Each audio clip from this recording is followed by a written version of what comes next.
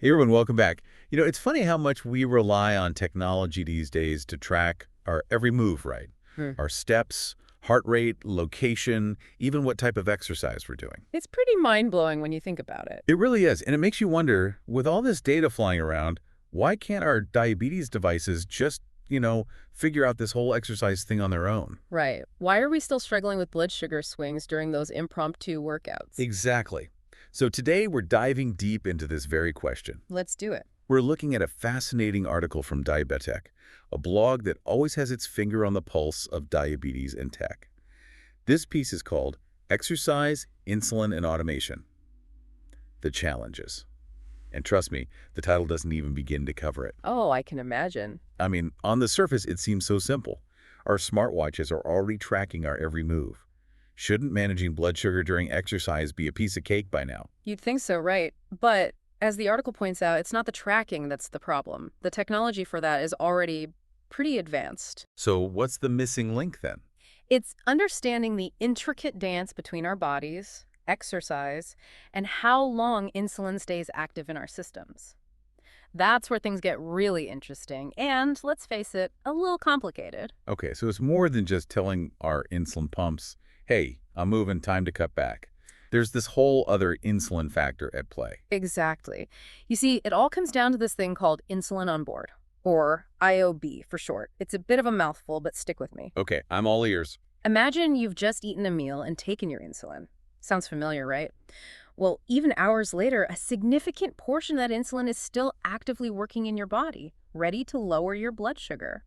And this is where things get tricky with exercise. So even if I'm feeling good and ready for that afternoon run, that insulin from lunch might still be hanging around, lowering my blood sugar even more. You got it.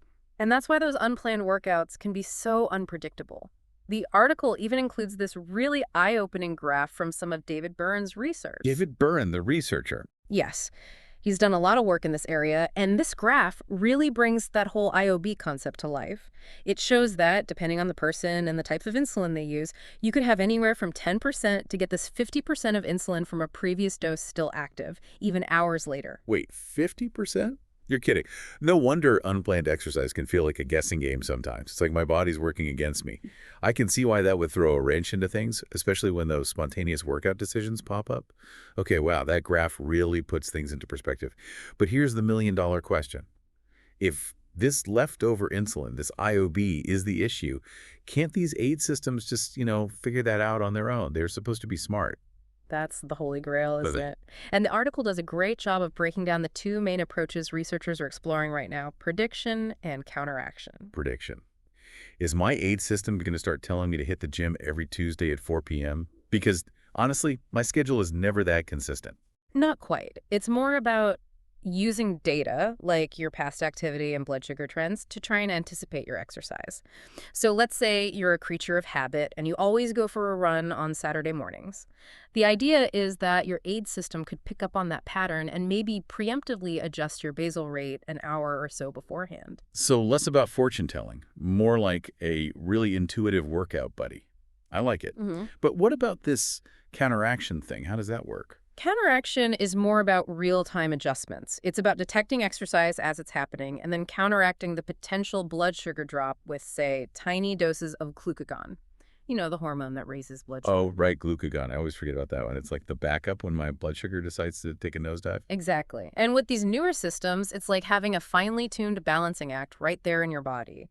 They're even developing what they call dual hormone systems, basically an insulin pump and a tiny glucagon pump all working together. So instead of just giving insulin, these systems could also give a little glucagon, if needed. That's amazing. Is this technology available now? It's getting there. The article actually mentions a company in the Netherlands, in Reda, that's developed one of these dual hormone systems. It's still in the early stages, but it just goes to show how much potential there is in this area. Wow, it sounds like we're on the verge of some really incredible breakthroughs.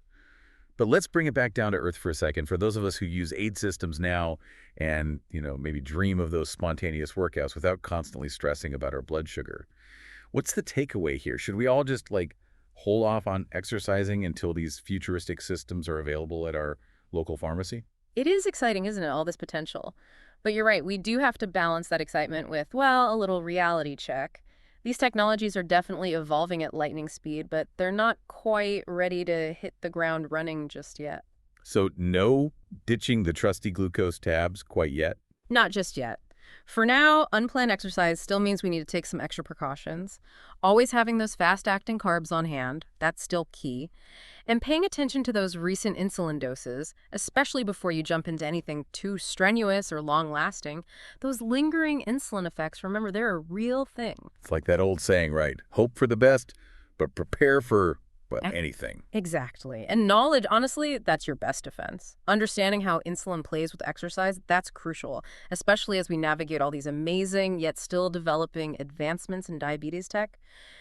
Don't be afraid to talk to your healthcare team about your exercise goals. They can give you the best advice tailored to you. It's all about that open communication, right? Right. It reminds me of this one time, totally unplanned, of course. I decided to join a friend for a morning hike. I had taken my usual insulin for breakfast and figured, a granola bar in my backpack, that'll do the trick. Well, about an hour in, things went south.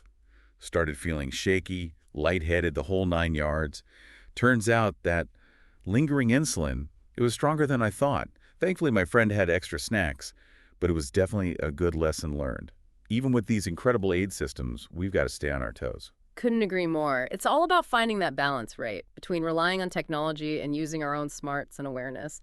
And the good news is this field is changing every day. New discoveries, new developments, they're happening all the time. So yeah, take those precautions today, but also keep your eyes on the horizon. Those dual hormone systems, the AI-powered predictions, it's all getting closer every day. It really is mind-blowing when you think about it.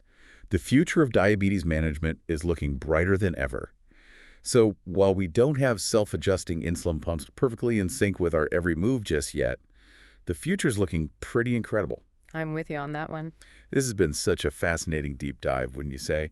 I'm even more excited about the future of diabetes tech than I was before, and that's saying something.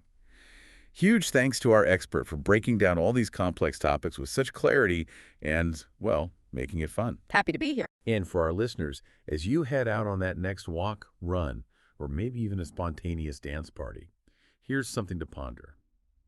We've talked a lot about physical sensors, right?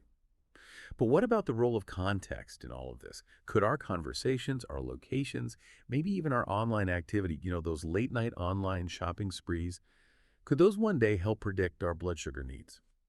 Fine-tune that insulin delivery. Just imagine your smartwatch telling you to grab a snack because it knows you're about to crush that afternoon workout.